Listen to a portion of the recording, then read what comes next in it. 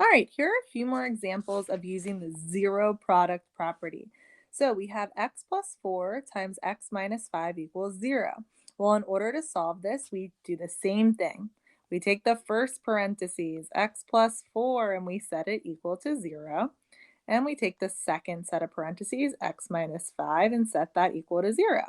And we write the word or in between because either the first parentheses has to equal 0 or the second set of parentheses has to equal 0. Now we solve each one. All right, well, I see plus 4. The opposite is minus 4 to both sides.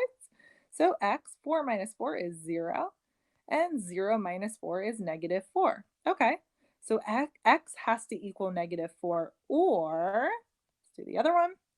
All right, x minus 5. Well, I got to add 5, and I get x equals 0 plus 5 is 5. So if x is equal to negative 4 or x is equal to 5, this statement is true. The whole thing will equal 0. All right, so I'm going to move this over a little bit, and we're going to do this problem.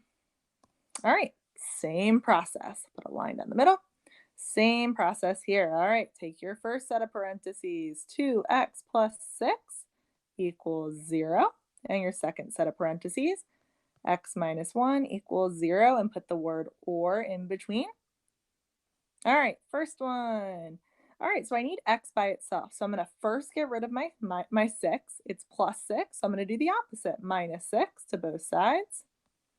All right, 6 minus 6 is 0. Those cancel out. I have to bring down my 2x. And 0 minus 6 equals negative 6. All right, now I divide by 2, and I get x equals negative 3 because negative 6 divided by 2 is negative 3. All right, so x could be equal to negative 3, or let me solve the other one. This one's easy.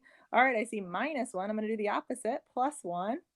All right, x equals, those cancel out. 0 plus 1 is 1.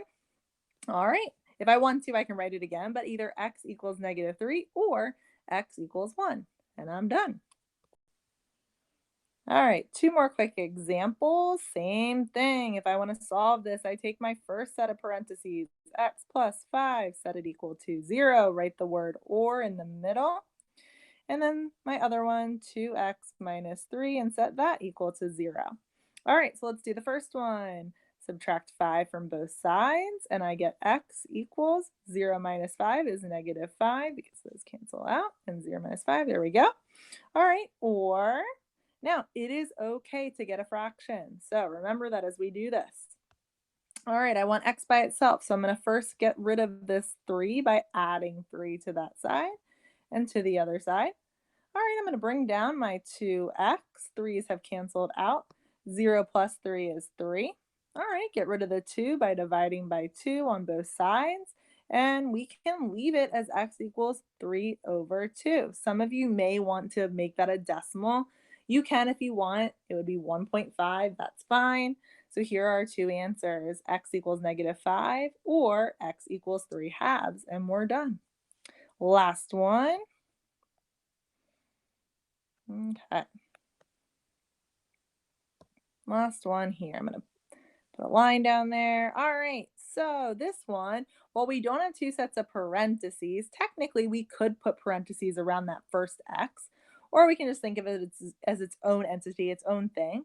So we're going to set that x equal to 0, and then we're going to take x minus 10 and set that equal to 0 and write the word or in the middle.